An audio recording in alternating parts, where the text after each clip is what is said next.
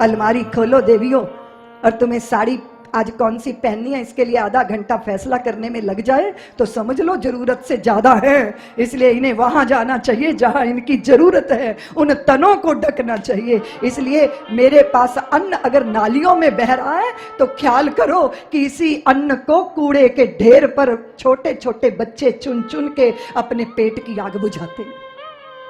ये विचार आना चाहिए मन के अंदर। मैंने तो दिल्ली में ये दृश्य देखा है कि बड़ी बड़ी शादियों के मंडप लगते हैं और उसके पीछे जब वो टेंट के पीछे कूड़े के ढेर पर भोजन गिरा होता है, जूठन, तो कुत्ते के बच्चे और इंसान के बच्चों में उस भोजन के लिए लड़ाई हो रही होती है। ऐसा दृश्य देखकर लगता है कि नहीं, हमें विलासता भोगने का अधिकार नहीं। जब तक भारत के अंतिम व्यक्ति के पेट में अन्न नहीं चला जाता, ये जिम्मेदारी एक मनुष्य की जिम्मेदारी होनी चाहिए कि नहीं होनी चाहिए। बहुत बार मुझे बेटियां कहती हैं, दीदी माँ हम ही पे क्यों इतने सारे प्रतिबंध, हम ही पे क्यों। मैं राजस्थान गई, वहां कम से कम 1700 ऐसी बच्चियां जिनके पिता नहीं है, माँ नहीं है, उनके लिए कॉलेज की व्यवस्था हुई। दूर के रिश्तेदार हैं, कॉलेज से निकलती हैं तो मोबाइल से सूचना दे देते हैं कि लड़की यहाँ से गई, घर से आती है तो घर वाले सूचना दे देते हैं। तो बेटियों में इतना विद्रोह, बोले हम पे भरोसा नहीं है। लड़कों को तो नहीं कोई पूछता, हम ही को क्यों पूछता है। तो मैंने कहा कि ये बताओ तुम्हारी माँ सोने के गहने कहाँ रखती है, कहाँ रखती है? सोने की अंगूठी में हीरे की मणि जड़ी हो तो कहाँ रखी जाती है वो? लाल वस्त्र में, मखमल में, फिर डिब्बी में, फिर तिजोरी में, क्यों? और वो लोहे के बाट कहाँ पड़े रहते हैं? उसको बाट बोलते हैं, है? दुकानों के बाहर पड़े रहते हैं, रात को कोई उठा के अंदर ही नहीं धरता।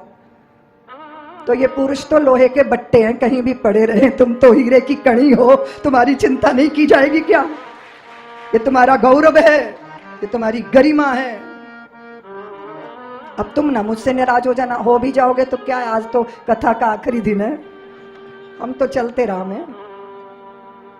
जिसको ये माना जा रहा है कि हम पे संदेह, हम पे शक, हमारे पे प्रतिबंध, हम पे मर्यादाएं, ये हमारा गौरव है देवियों।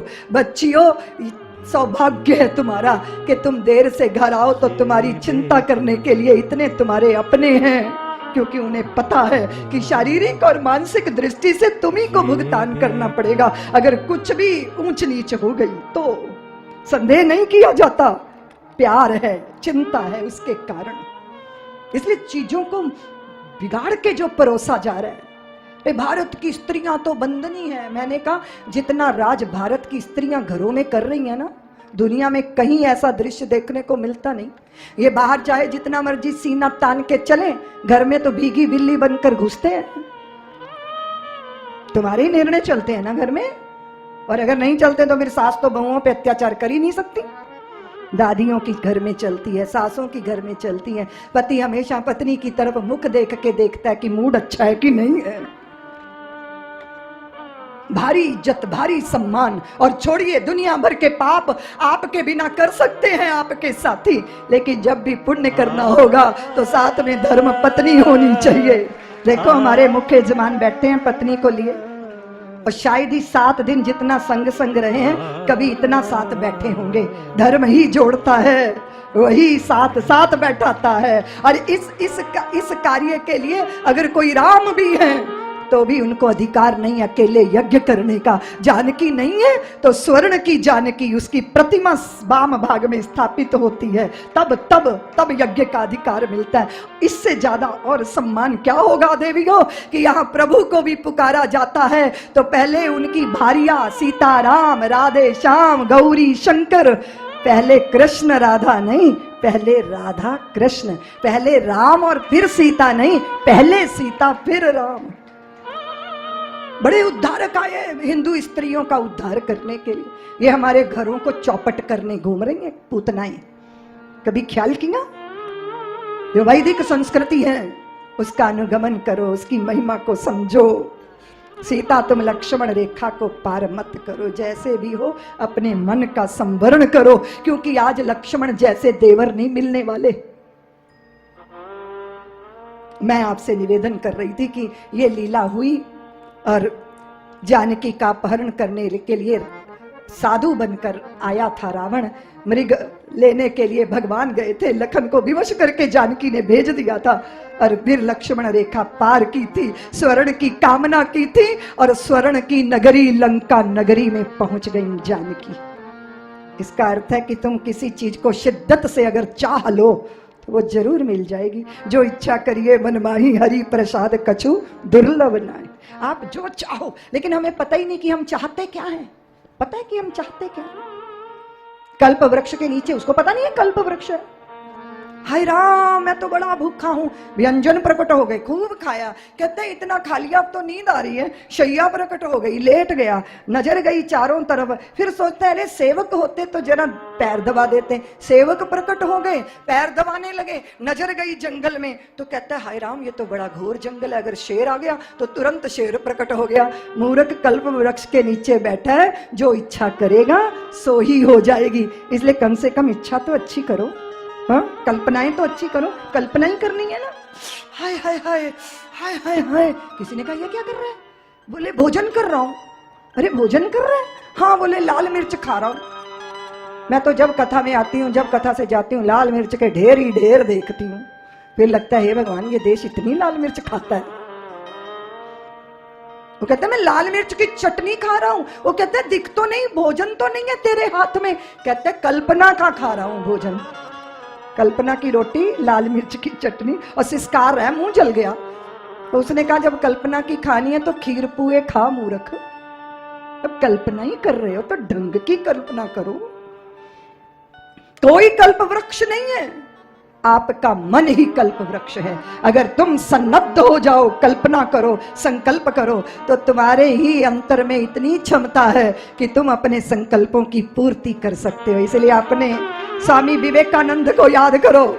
देवियों, वो कहते थे कल का धर्म कुछ और था, आज का धर्म कुछ और है। कल नास्तिक वो होता था जो ईश्वर पर भरोसा ना करे, और आज का नास्तिक वो है जो खुद पर भरोसा ना करे। इसलिए अपने पे भरोसा करो और अपनी सामर्थ्य पर भरोसा करो। सीता हरण हुआ कपट मृग की लालसा में, और एक मांस भोजी जटायु ने जानकी की रक्षा के लिए अपना सर्वस्व अर्पित कर दिया। घायल जटायु को जब देखा, हा जगे कबीर रघुराया,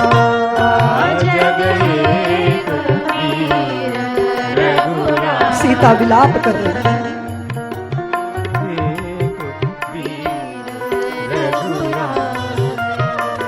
केही अपराध विसारे उदाया, केही अपराध विसारे उदाया, आरती हरन शरण सुखदायक, आरती हरन शरण सुखदायक, हार गोकुल सरोज दीन नायक, हार गोकुल सरोज दीन नायक, हाल चमन तुम्हारे नहीं दोषा, लक्ष्मण तुम्हारे नहीं दोषा, सो फल पायऊं कीने रोसा, सो फल पायऊं कीने रोसा, गीधराज सुनी आरत वाणी, गीधराज सुनी आरत वाणी, रघुकुल तिलक नारी पहचान, रघुकुल तिलक नारी पहचानी, अधम निशाचर लीने जाई, अधम निशाचर लीने जाई, जिमी मलेच्छ बस कपिला गाई,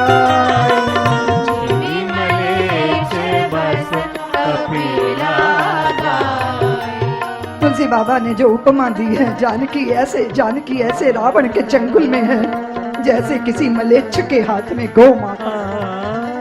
कदाचित तुलसीदास जी के समय में घोर गुलामी का काल था। कैसी उपमा दी है। आज भी जिस तरह गौओं के साथ व्यवहार होता है, देख के चित्त विचलित हो जाता है। माथे पर घन चला चला के गौओं को मारते हैं पापी। गाय के शरीर को गर्म पानी की बौछारों से उसके चमड़े को, उसके रक्त को, अरे दुर्भाग्य है इस भारत की धरती का, दुर्भाग्य है। और कदाचित मैं समझती हूं कि इस देश में अगर सबसे बड़ी चीज कोई करनी है तो वो तुरंत पूरे देश के अंदर गो हत्या बंदी के कानून जो बने हैं उसको दृढ़ता से लागू करने की जरूरत है। कितना त्रास देते हैं लोग। ईश्वर ने कैसे लोग बनाए, तड़फा तड़फा के मारना। कदाचित सबको दूध देने वाली, सबको वात्सल्य देने वाली कोई भेद नहीं करती गाय, कोई भेद नहीं। सीता पुत्री की इस विलाप को देखकर गिद्ध व्याकुल हो गए। चोंच से प्रहार किया, फिर भारी कृपाण से पक्ष गिर गए, लहू लुहान हो गए। धर कच बिरत कीन मही गिरा, सीतई राख गीत पुनी। चोचन मारी विधारे देही, दंड एक भई मूर्छा देही। एक पल के लिए तो मूर्छित कर दिया था रावण को।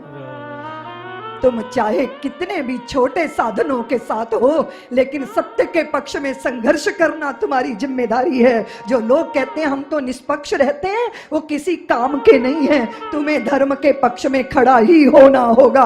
और भारत भूमि का एक मांस भोजी पक्षी भी धर्म के पक्ष में खड़ा होता है, नारी के सम्मान के पक्ष में खड़ा होता है। व्याकुल घायल गिद्ध को देखा जब राम व्याकुल हो, गिद्ध को गोद में ले लिया पिता की तरह। जटायु राज, मैं आपको प्राण दान दूं?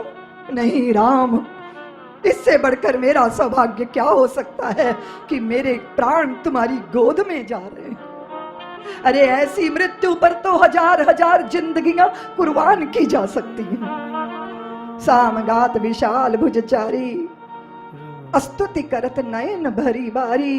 और यहाँ गिद्धराज को भगवान ने उनके प्राण पर ऐसा सम्मान दिया, दशरथ जी को जो उपलब्ध नहीं था वो जटायु राज को प्राप्त हुआ। पिता तुल्य अंत्येष्टि की, कर्म किए, आगे बढ़े। शबरी की प्रतीक्षा पूरी हुई। जब हम प्रतीक्षा में होते हैं तो फिर प्रतीक्षा में जिनकी प्रतीक्षा होती है वही हृदय में बसे होते हैं। और कभी कभी तो प्रतीक्षा मिलन से ज्यादा अच्छी होती है, क्योंकि मिलन के बाद तो कहानी समाप्त हो जाती है। प्रतीक्षा प्रतीक्षा प्रतीक्षा। जिंदगी के कितने वर्ष बीत गए कि काले बाल श्वेत हो गए। शबरी के घर से छोटी उम्र से भाग आई थी। बाड़े में इतने जानवरों को देखा, अपनी सखी से पूछा ये सारे जानवर बाड़े में क्यों कैद हैं? तो सखी ने कहा शबरी तेरा विवाह है, तेरी बारात जिमाई जाएगी, तो मेरी बारात में इतने जानवरों की हत्या हो जाएगी। तो आधी रात को ही बाड़े के द्वार खोल दिए थे, जानवरों को मुक्त कर दिया और स्वयं दौड़ी जंगल की तरफ। विराध का भी डर नहीं था शबरी के चित्त में। और वहां आई जहां अद्भुत दृश्य, ऋषि मुनि मार्ग में संतों के बीथियों को साफ करना, रात्रि भर ये सेवा चलती थी और दिन भर छुपी रहती थी। गुरुदेव ने सदैव होकर मंत्र दे दिया था, कह दिया था शबरी तेरे दर्शन देने तेरे राम एक दिन आएंगे, आ जाएंगे आ जाएंगे आ जाएंगे आ जाएंगे। रोज नए नए सुंदर सुंदर मेवे एकत्रित करती शबरी, और बस आ जाओ राम, मेरे राम आ जाओ राम। मारी कुटिया में आजो जी राम जी मारा। मारी कुटिया में आजो जी राम जी मारा। मारी कुटिया में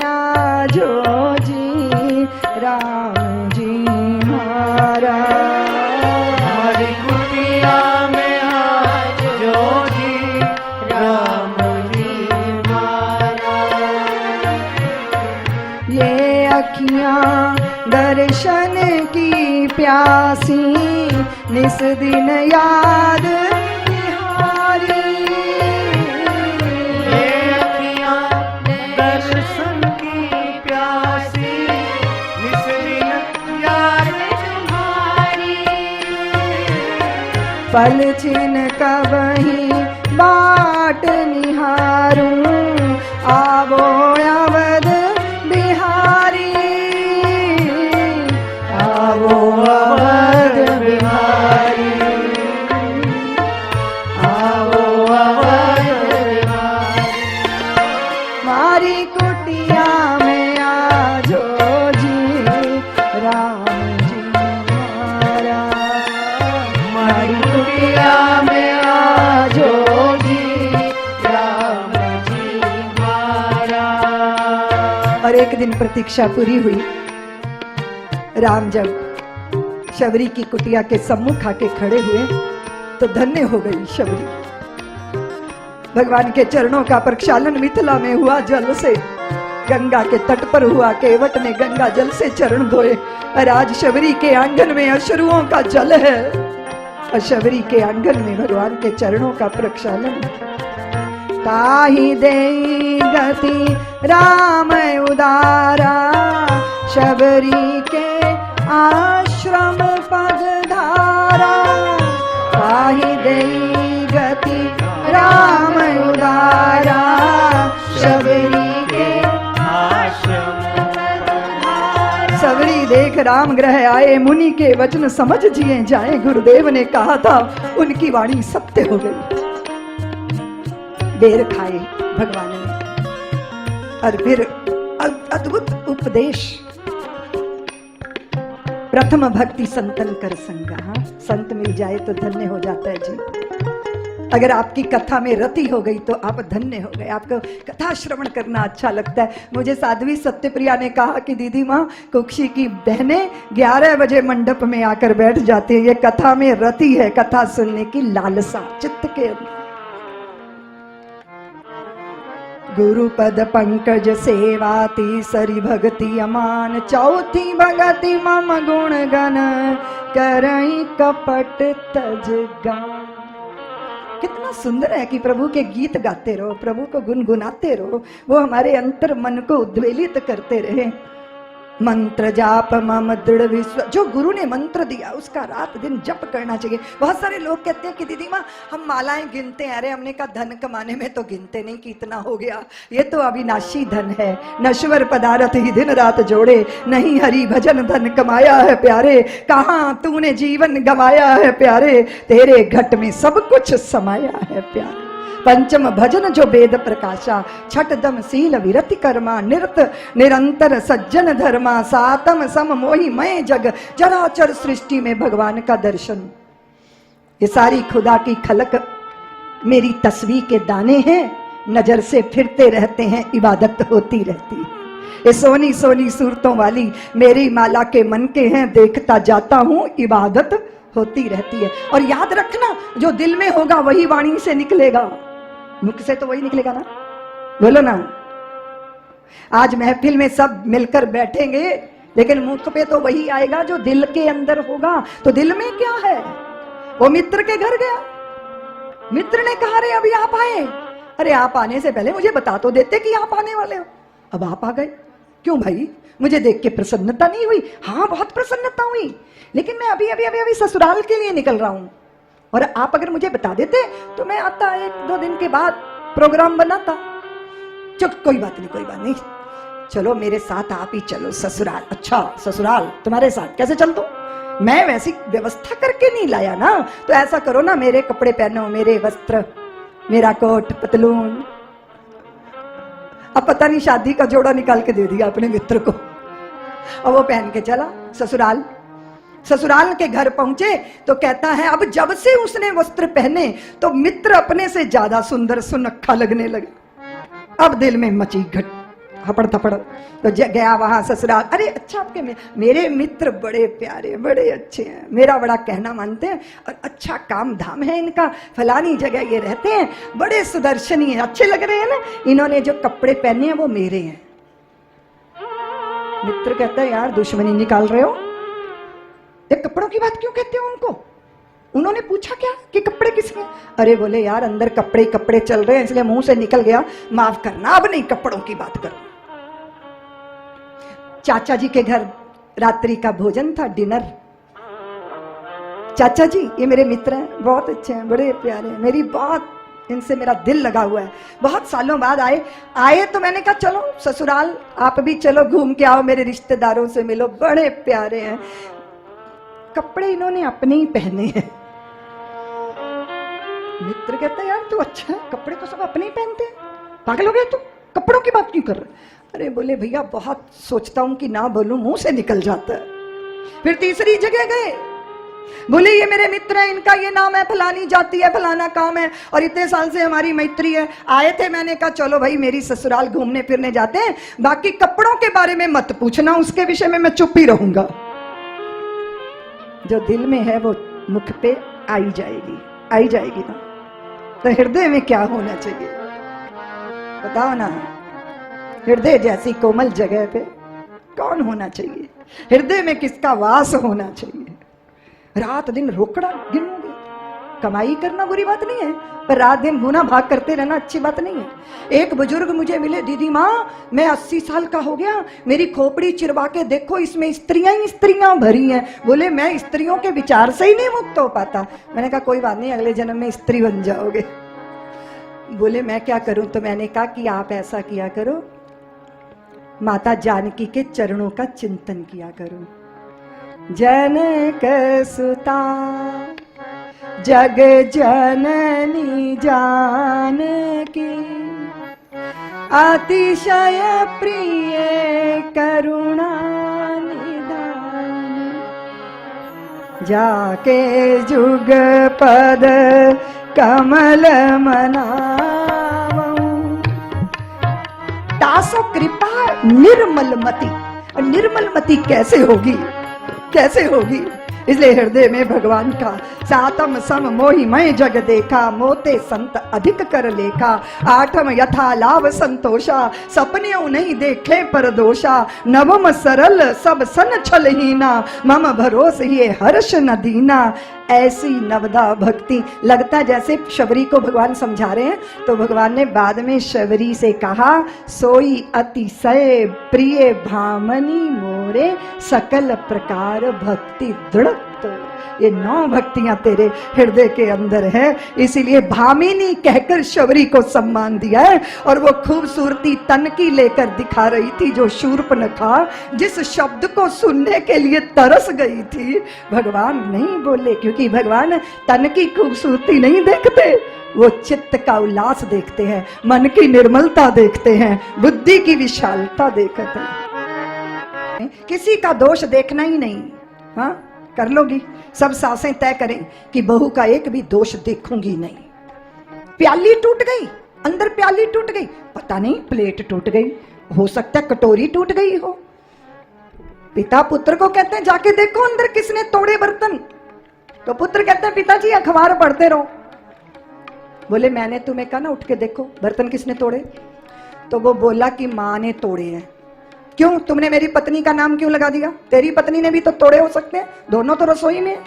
बोले पिताजी अगर प्याली टूटने के बाद शोर मचने की आवाजें आती तो मेरी पत्नी ने तोड़े हैं, अभी तो आप ही की पत्नी ने तोड़े हैं, क्योंकि टूटने के बाद सब शांति है। बार बार दोष देखना, ये ऐसा है, ये ऐसा है, ये ऐसा है, अच्छी बात नहीं है। और अगर तुम कहते हो कि मुझे मस्ती से जीना है, तो मस्ती से जीने के कुछ सूत्र हैं। मस्ती में जीने के सूत्र यह है कि अपनी कुछ दौलत होनी चाहिए, और दौलत काया की माया की हो नहीं सकती, दौलत अपने स्वस्वरूप की है, अपने स्वस्वरूप में विराजना। शबरी अपने स्वरूप में विराजी, योग अग्नि प्रकट हुई और वे सुधाम गई हैं, वे भगवान के धाम गई हैं, और भगवान को यह सूत्र देकर गई हैं कि सुग्रीव से मित्रता कर लीजिएगा, बात बन जाएगी। और ये जितने प्रसंग हैं, वो सुतीक्षण हो, सुरभंग हो, वो चाहे शबरी हो, वो चाहे कोई भी हो, ये भगवान के भक्त हैं, आत्म रमण करने वाले, परमात्मा को ही जीवन का परम उद्देश्य मानने वाले। आजकल आपके प्रदेश में एक आत्मता यात्रा चल रही है ना, देश के मुख्यमंत्री जी आचार्य शंकराचार्य जी महाराज की उस भावना का प्रसाद पूरे प्रदेश में बांट रहे हैं। कौन सी भावना है वो? सबको मस्त कर देने की। छुआछूत से ऊपर उठो, तुम देह ही नहीं हो तो फिर तुम्हारी जात कहाँ की? तुम तो आत्मा हो और परमात्मा के अंशी हो। यही कहा था ना किन्होंने? शंकराचार्य जी ने। अहम भोजनम नैव भोज्यम न भोक्ता चिदानंद रूपः शिवोहम शिवोहम। देव ऋषि नारद के शाप के कारण उनके चित्त में भारी विरहवंत प्रभु को देख के सहत राम नाना दुख भारा, ऐसे ही प्रभु बिलोकई जाई पुण्य न बने अस अवसर आई। आगे चले हैं किष्किंधा कांड में। हनुमद मिलन की बेला आ गई। आगे चले बहुर रघुराया ऋष्यमुख पर्वत नियर आया। तहाँ रह सचिव सहित सुग्रीवा, आवत देख अतुल बल सीवा।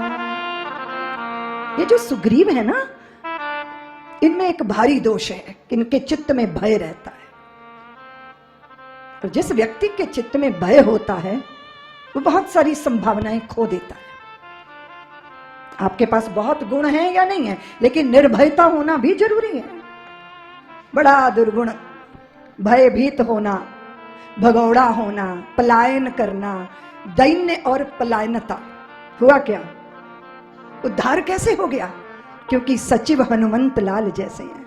आप में हजार दुर्गुण हो, हजार दुर्बलताएं हो, लेकिन आप अगर किसी संत का संग कर रहे हैं तो एक ना एक दिन भगवंत की सन्निधि मिल ही जाएगी। सुग्रीव का ये सौभाग्य है कि हनुमान जैसे उनके सचिव हैं। और बटु भेष बनाकर भेजा था और भगवान से पूछने के लिए कि अरे बड़े वो बलशाली योद्धा आ रहे हैं, देखो बाली के भेजे तो नहीं है। बाली से भयभीत है। बेप्ररूप धरी कपिता गया, मात नाई पूछत यस भया। नहीं, अगर पूछेंगे कि आप मुनि कुमार हैं तो अभी निश्चय नहीं है। अगर हम पूछेंगे आप राजकुमार हैं तो ये भी अभी निश्चय नहीं है, क्योंकि दिखते योद्धा हैं पर मुनि भेष धारण किया है। तो कितना कुशल प्रश्न पूछा है कि को तुम श्यामल गौर शरीरा, छत्री रूप फिरौ बन भी। अब इन्होंने स्वयं को छुपाया तो भगवान ने भी अपना प्राकृतिक परिचय दे दिया। कौशलेश दशरथ के जाए, हम पितु बचन मानी बनिया। और जैसे ही प्रभु ने अपना परिचय दिया तो चरणों में गिर गए हनुमंत लाल। प्रभु आपने मुझे पहचाना नहीं? प्रभु पहचान परियो गई चरणा, सो सुख उमा जाई नहीं। अस कह परियो चरण अकुलाई, निज तन प्रगट प्रीत छाई। तब रघुपति उठाई उरलावा, निज लोचन जल सींच जुड़ा। सुन कपि जिय मानस जनियूना, तै मम प्रिय लक्ष्मण ते दूं। लक्ष्मण सोच रहे हैं अभी अभी मिले और अभी अभी कह रहे हैं कि तू तो मुझे लक्ष्मण से दूने प्यारे हो। ये कैसे दूना कह दिया? और जब हनुमंत लाल ने विराट रूप धारण किया तब समझ में आया। कहे हनुमंत सुनो प्रभु। जब एक बार भगवान ने ना पूछा था, हनुमान ये देखो ये जो चंद्रमा में श्यामता है ये क्या है? किसी ने कुछ कहा, किसी ने कुछ कहा। हनुमान ने उस समय कहा था कि कहे हनुमंत सुनो प्रभु, शशि तुम्हार प्रिय दास, तब मूरति विदूर बसत सोई श्यामता भास। वो चंद्रमा में और कोई श्याम नहीं है, क्योंकि शशि आपका दास है ना, इसलिए आपकी श्यामता उसके हृदय में विराजी है। चंद्रमा भगवान का दास हो न हो, पर हनुमंत लाल भगवान के दास हैं, इसलिए उन्होंने ऐसी उपमा दी। सुग्रीव से मैत्री करनी पड़ेगी, तो सुग्रीव को बुला लो। नहीं नहीं, वो बहुत भयभीत है, वहां स्वयं जाना पड़ेगा। तब हनुमंत लाल ने कंधे पर विराजमान किया था राम जी और